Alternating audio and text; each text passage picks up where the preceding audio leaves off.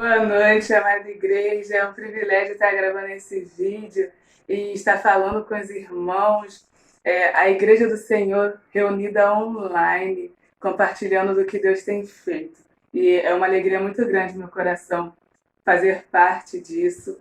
Eu também agradeço muitos irmãos que têm se preocupado, que têm segurado as cordas, que estão orando, que estão ligando para saber como estou, como estão as atividades na Cristolândia.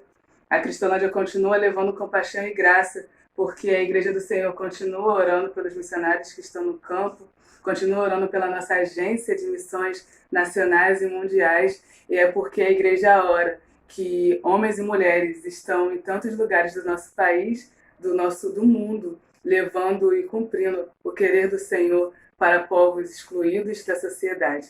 Então, muito obrigada pelo irmão que tem segurado as cordas e que tem que se preocupado. Né? Hoje eu retorno para Cristolândia, fiquei um dia de descanso, mas eu não poderia deixar de agradecer aos irmãos por todo o cuidado e zelo através da oração, pela minha vida e pela vida de cada missionário da Cristolândia e da Junta de Missões Nacionais. Eu tenho um pedido a fazer de oração. Nos dias 12, 13 e 14 desse mês, nós vamos estar fazendo uma conferência radical online. O objetivo é mobilizar vocacionados, jovens que têm o desejo de estar no campo missionário, que têm um chamado de Deus para estar no campo missionário, mas estão em dúvida, não sabem o que fazer. Então, esses 3 dias vão ser de esclarecimento. Então, os irmãos estejam orando, porque nós estamos clamando ao Senhor por mais trabalhadores para a obra. E você que quiser participar, só me chamar no privado que eu te mando o link de inscrição. Assim que essa quarentena ela começou, eu escutei uma palavra do pastor Júnior Purim, da PIB do Meia. E ele disse a seguinte frase, né? Ele foi questionado: pastor, o que é esse tempo para a igreja? E o pastor Júnior Purim, ele disse: esse é o tempo de ressignificar. Ele só falou isso. E essa palavra ficou marcada, gravada no meu coração. E durante dias e dias e dias, eu venho refletindo sobre esse tempo de ressignificar, de mudar o direcionamento das nossas vidas, de mudar o direcionamento do nosso ministério, de priorizar coisas e abandonar outras coisas. E enquanto eu estudava, refletia com o Senhor sobre tudo isso, o Senhor foi me mostrando na palavra dele como homens desde os tempos antigos e mulheres desde os tempos antigos viveram um tempo em que tiveram que dar um novo sentido para as suas vidas. Viveram um tempo em que tiveram que redirecionar, pensar no que estavam fazendo e fazer melhor do que estavam fazendo. E ao ler, né, a história do povo de Israel, no tempo de Juízes, nós encontramos a história de Gideão. E uma frase do pastor David Platt, que me marca muito no livro Igreja Radical, é que a igreja do século XXI realiza muitas coisas boas em prol do reino de Deus, mas não realiza a melhor, que é a vontade dele. E é tempo de ressignificar. Esse tempo que o nosso país, que o mundo está em crise, eu começo a pensar, eu começo a refletir que eu posso fazer muito mais. E existe uma diferença muito tênue entre fazer coisas boas em prol do reino de Deus e fazer a vontade dele. E é sobre isso que eu quero conversar com a igreja hoje, porque é isso que o Senhor tem ardido em meu coração. Eu não posso fazer coisas boas em prol do reino de Deus. Eu preciso fazer a melhor, que é a vontade dele. E quando a gente lê lá em Juízes 6, a história de Gideão, nós tiramos algumas lições que são muito relevantes para os nossos dias ainda hoje. Eu vou ler Juízes 6, o versículo 1, depois lerei do 11 ao 16. Diz assim a palavra do Senhor. Juízes 6, versículo 1. Fizeram os filhos de Israel o que era mal perante o Senhor. Por isso, o Senhor os entregou nas mãos dos medianitas por 7 anos. Versículo 11. Então veio o anjo do Senhor, assentou-se debaixo do carvalho que está em Ofra, que pertencia a Joás, e Gideão, seu filho, estava malhando o trigo no lagar para pôr a salvo dos medianitas. Então o anjo do Senhor lhe apareceu e lhe disse: O Senhor é contigo, homem valente. Respondeu Gideão: Ai, Senhor meu, se o Senhor é conosco, por que nos sobreveio tudo isso? E que é feito de todas as suas maravilhas que nossos pais nos contaram, dizendo: Não nos fez o Senhor subir do Egito? Porém agora o Senhor nos desamparou e nos entregou nas mãos dos medianitas. Então se virou o Senhor para ele e disse: Vai nesta tua força e livra Israel da mão dos medianitas. Porventura não te enviei eu? E ele disse: Ai, Senhor meu, como livrarei Israel? Eis que a minha família é a mais pobre em Manassés, e eu sou o menor da casa de meu pai. Tornou-lhe o Senhor: Já que eu estou contigo, ferirás os medianitas como que fossem um só homem. Se a gente continuar lendo esse capítulo e todo o livro de Juízes, nós vamos entender um pouquinho melhor, né? O povo de Israel é o povo escolhido de Deus, que consequentemente vivia um ciclo de desobediência. Então, o povo ele desobedecia, era oprimido, sofria o peso dessa consequência, clamava ao Senhor por misericórdia, o Senhor enviava alguém para intervir, e essa pessoa morria e o povo voltava a pecar, voltava a fazer o que não era agradável aos olhos de Deus. E Gideão ele está vivendo esse tempo em que o povo de Israel está sendo oprimido pelos medianitas. E Gideão ele começa a malhar trigo no lagar. O lagar é um local onde se espremia uvas. Então Gideão ele estava fazendo um trabalho num local errado. Ele estava exercendo uma função no local errado, porque o lagar não tinha aparatos físicos bons o suficientes para Gideão malhar trigo. Não é o local certo, mas ele estava ali para se manter escondido dos medianitas. Se algum irmão pode pensar, né? Ah, mas ele foi inteligente, porque os medianitas estavam roubando a colheita do povo de Israel. E dessa forma, Gideão ele guardava, ele resguardava a sua colheita, a colheita da sua família. Gideão ele nos ensina algumas coisas. As intenções que movem nossos corações precisam estar pautadas na plenitude da vontade de Deus para nossas vidas. E dentre todas essas coisas que Gideão e a atitude de Gideão nos ensina, eu separei 5 que eu acredito que é primordial para o nosso tempo atual. A primeira coisa é que nós precisamos sair do lagar. E lagar aqui eu quero comparar a o que não é o que Deus quer para a minha vida. E às vezes o nosso lagar não é uma estrutura física que nos prende, que nos esconde ou que nos faz exercer boas coisas. Às vezes o nosso lagar é um pensamento, é um comodismo, é um medo, é uma falta de conhecimento. Às vezes o nosso lagar, ele não é algo que nos incomoda. Às vezes é algo que a gente acha que está certo. E dessa forma tem que ser. Só que esse é um tempo de mudar a direção das nossas vidas e do nosso ministério. Esse é um tempo da gente redirecionar o sentido do porquê nós estamos aqui. Por que Deus não me colocou em tal lugar? Por que Deus permitiu tal coisa? Quando nós sairmos desse pensamento que nos afasta dos propósitos de Deus, a gente vai viver um novo tempo. O pastor Samitip, ele usou uma frase que muito me marcou, né, em uma palavra dele no livro O Fator Oração. ele disse: a igreja desse tempo precisa se arrepender da apatia religiosa. Às vezes, o meu lagar é o que me deixa confortável a fazer somente o que é suficiente, a fazer somente o que é superficial. Só que o Senhor está nos chamando hoje como igreja a ir além e a fazer mais. Gideão, ele tinha muitos argumentos. Senhor, mas se tu realmente está conosco, por que nós estamos sofrendo? Senhor, se sou eu mesmo, me dá sinal, me mostra, me diz.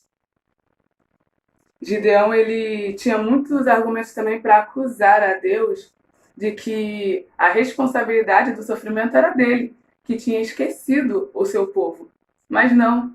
A responsabilidade do sofrimento do nosso povo ainda hoje está no pecado. O nosso maior vírus não é o Covid-19. O maior vírus que tem matado homens e mulheres durante anos e anos é o pecado. E há um tempo atrás, a nossa igreja ela tinha no espelho dos banheiros uma frase dizendo: você é a pessoa que Deus quer usar para mover o mundo. E essa é a segunda lição que Gideão nos ensina. Deus escolheu Gideão para ser resposta para o seu povo naquele tempo. Deus escolheu Gideão para que, através da vida dele, o povo fosse liberto. Deus, ele nos escolheu, eu e você, para sermos resposta ao sofrimento daqueles que estão ao nosso redor. Deus, ele não separa. Eu vou cortar isso.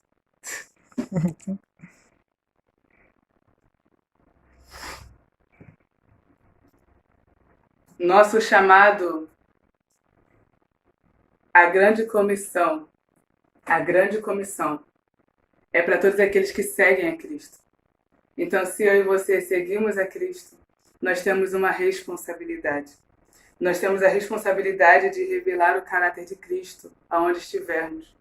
Nós temos a responsabilidade de ir, de discipular, de ensinar. Eu e você, que conhecemos o Evangelho de salvação, de cura e libertação, somos resposta para este tempo. E quando a gente sai do lagar, quando a gente larga os pensamentos que nos tornam apáticos perante o sofrimento alheio, quando nós paramos de argumentar e de acusar, quando nós paramos de nos esconder por medo, nós nos tornamos resposta de Deus para este tempo. Terceira coisa que Gideão nos ensina é que nós precisamos estar dispostos a obedecer o Senhor. E Gideão, ele questiona muito, né? Senhor, se realmente é o Senhor que quer que eu faça, me dá tal sinal. Olha, tal coisa vai acontecer se for o Senhor realmente. Olha, vai ser desse jeito.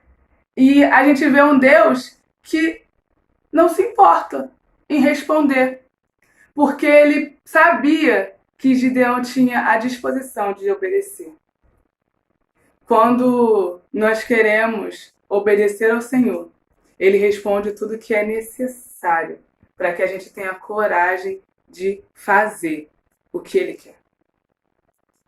Nós precisamos estar dispostos a obedecer ao Senhor, assim como Jesus. Assim como Jesus, nós precisamos estar dispostos a obedecer ao Senhor. Quando Jesus está no Getsemane orando, ele diz: Pai, se for possível, afasta de mim esse cálice, mas contudo, que não seja feito a minha vontade. Jesus, ele nos diz nessa oração linda: olha, Pai, eu estou disposto a sacrificar o que for necessário para fazer cumprir a sua vontade na minha vida e através da nossa vida. Da mesma forma que Jesus fez Da mesma forma que ele esteve disposto a se sacrificar, a cumprir o desejo e a vontade de Deus para aquele tempo, da mesma forma que Jesus, nós precisamos hoje estar dispostos a obedecer a Deus. Custe o que custar. Às vezes, o nosso custo de obedecer ao Senhor não é tão grande como a morte do nosso Salvador. Às vezes, o nosso custo é só matar o nosso orgulho. Às vezes, o nosso custo é só dar outra face, perdoar. Às vezes, o Senhor só está pedindo para a gente perdoar, porque um dia nós fomos perdoados.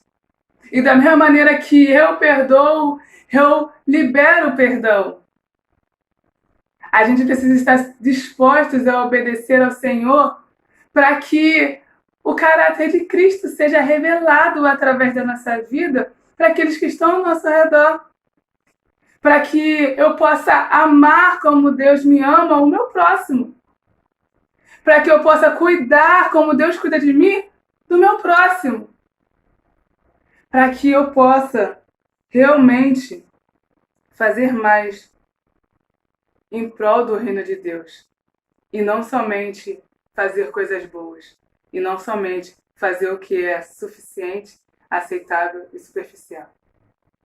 Acredito que este tempo está apertando e chacoalhando a igreja do Senhor. Não a se desesperar. Não, mas a ter coragem. A ter coragem para se posicionar. A ter coragem. Coragem para proclamar. Coragem para cuidar. Coragem para obedecer. Coragem para ser igreja. Para ser igreja. Existe um dado muito triste na Cristolândia, que 85% dos nossos acolhidos, eles foram membros de igreja na adolescência e na juventude. A gente, com muita frequência, encontra dentro de Cracolândias ex-ministros de louvor, diaconisas, diáconos, líderes de jovens. A gente, com muita frequência, encontra pessoas que conhecem a palavra, mas que nunca estiveram dispostas a viver a verdade dessa palavra. Viver a verdade de Cristo. Viver a verdade da salvação, do perdão, da cura que nós encontramos em Cristo Jesus. E é muito triste esses dados. É muito triste encontrá-los. É muito triste ver que muitos não estão fazendo realmente a vontade de Deus. Nós precisamos muito mais do que ser bons no nosso trabalho. Sermos e termos comunhão com esse Deus e sermos igreja. Nós precisamos também entender que quando Deus nos chama, quando Deus nos mostra o que é necessário fazer e nós obedecemos, Ele nos dá segurança. No versículo 11 do capítulo 7, nós vemos isso. Durante todo o percurso do que Gideão viveu, desde destruir o altar de Baal da sua casa e tantas outras coisas, escolher os soldados e ir. Em todo o tempo, nós vemos um rapaz que lá atrás era tão medroso ter coragem para enfrentar o inimigo. Porque, primeiramente, ele obedeceu. Quando a gente obedece, o Senhor nos dá segurança, o Senhor nos dá coragem, o Senhor nos fortalece e o Senhor nos capacita. Quando a gente obedece, Ele faz. Porque o propósito é dele, porque o querer é dele, porque o chamado é dele, porque as vidas, Ele que quer alcançar. E nós somente somos agente de transformação para este tempo. Nós somos somente canal, setas que apontam para Cristo e pontes que levam pessoas a Cristo. E é certo, meus irmãos, isso tudo vai passar. Tudo vai passar.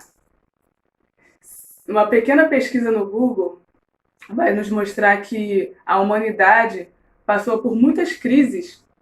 Muitas crises. Muitas crises. E os irmãos mais velhos vão poder falar com muita mais propriedade do que eu de tudo que a humanidade já passou. Desde a Primeira, a Segunda Guerra Mundial, até as crises, as febres. E, com certeza, naquela época, muitos pensaram, a gente não vai passar por isso. Isso não vai acabar, não há solução, não há recurso. E os anos passaram e hoje a gente pode olhar para trás e falar, caramba, nós passamos por isso. É certo, da mesma forma que foi antes, isso tudo vai passar. Tudo isso vai chegar ao fim.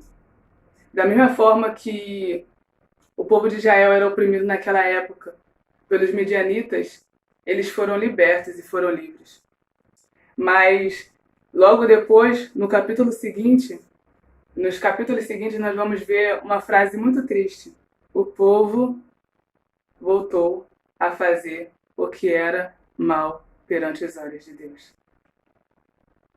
E a quinta coisa que nós precisamos compreender e entender nesse tempo de ressignificação de Deus para nossas vidas é que quando tudo isso passar, nós não podemos nos esquecer de Deus.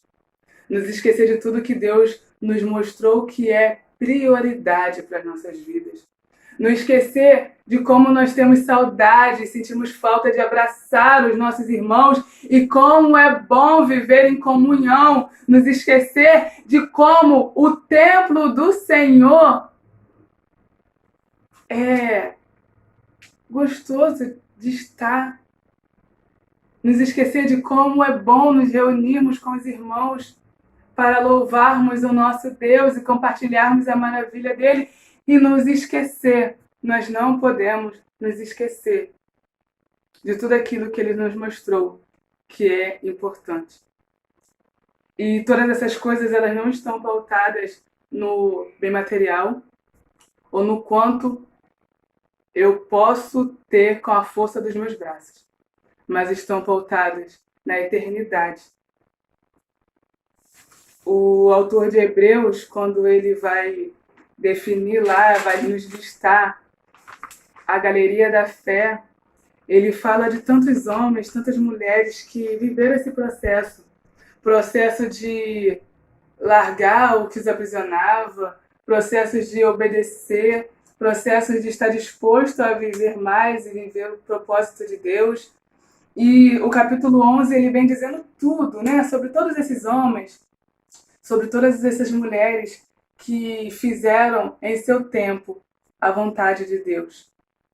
E no final do capítulo 11, início do 12, o autor ele nos diz, ora, todos esses que obtiveram bom testemunho por sua fé, não obtiveram, contudo, a concretização da promessa, por haver Deus provido coisa superior ao nosso respeito, para que eles, sem nós, não fossem aperfeiçoados.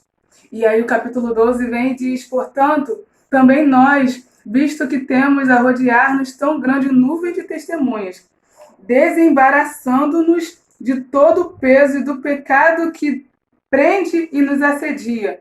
Precisamos correr com perseverança a carreira que nos está proposta, olhando firmemente para o autor e consumador da nossa fé, Jesus, o qual, em troca da alegria que lhe estava proposta, suportou a cruz, não fazendo caso da ignorância e estando assentado hoje à destra do trono de Deus. Considerai, pois, atentamente aquele que suportou tamanha oposição dos pecadores contra si mesmo, para que não vos fadigueis, nem fique desanimado a vossa alma. Olha, não vai ser fácil, não é fácil.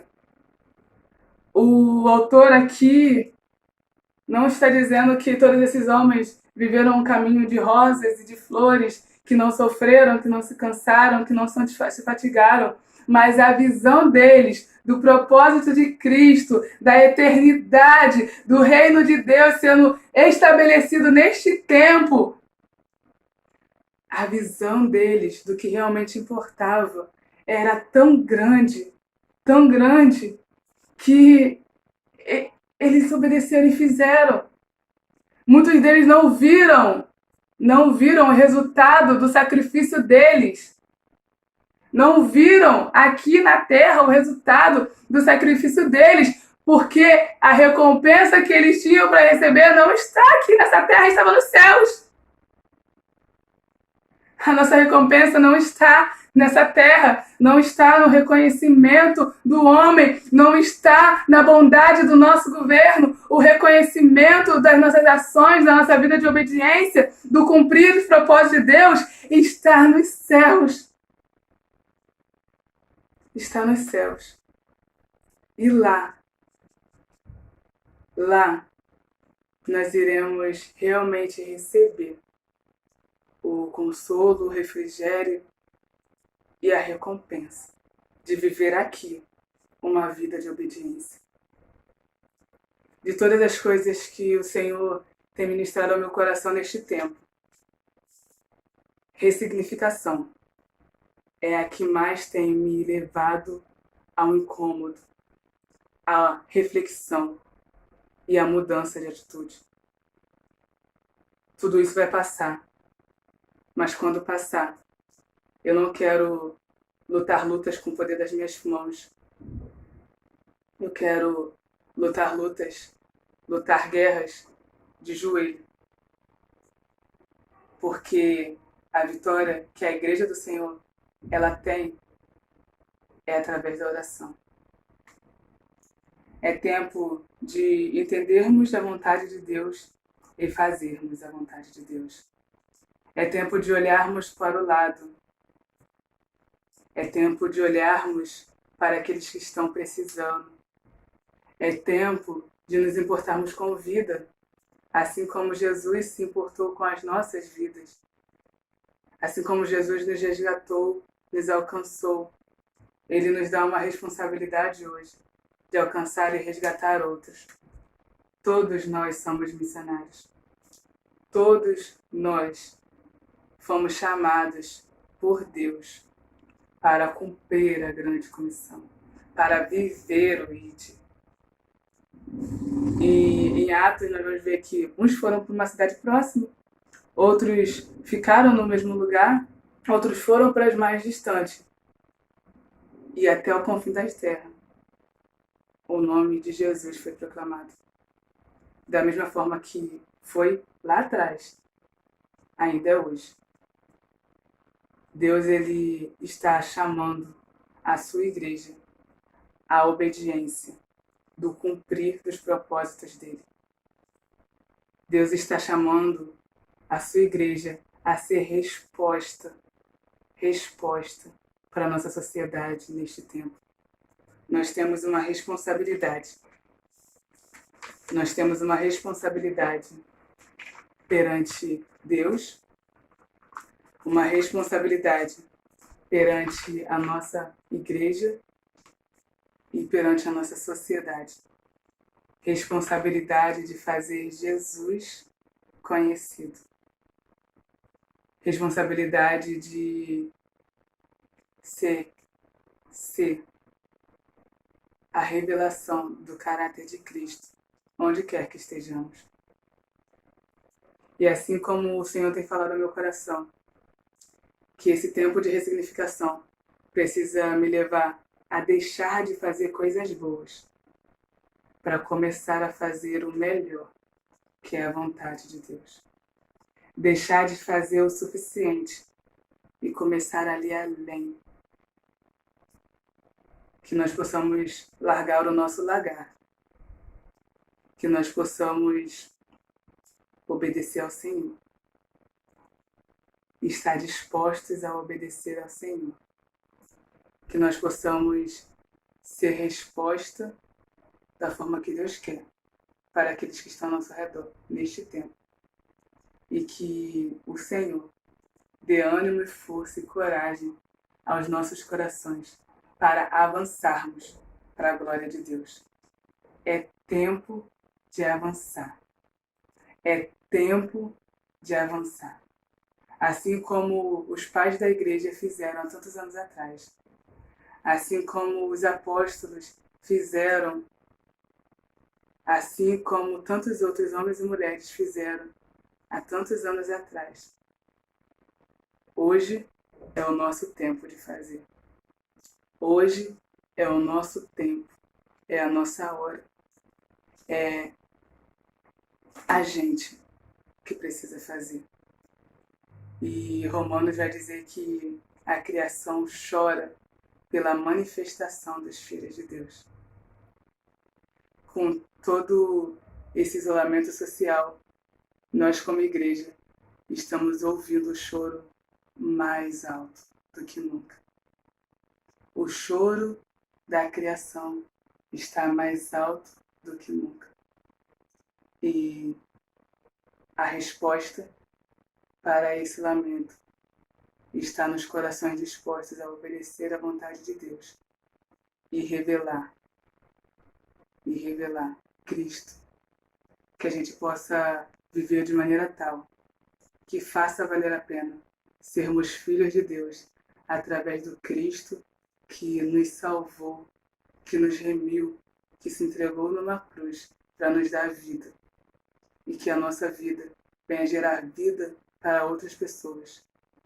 Venha levar outras pessoas a se render, a devotar suas próprias escolhas no trono de Deus. Que a nossa vida venha levar outras vidas a viver uma vida de obediência ao Senhor.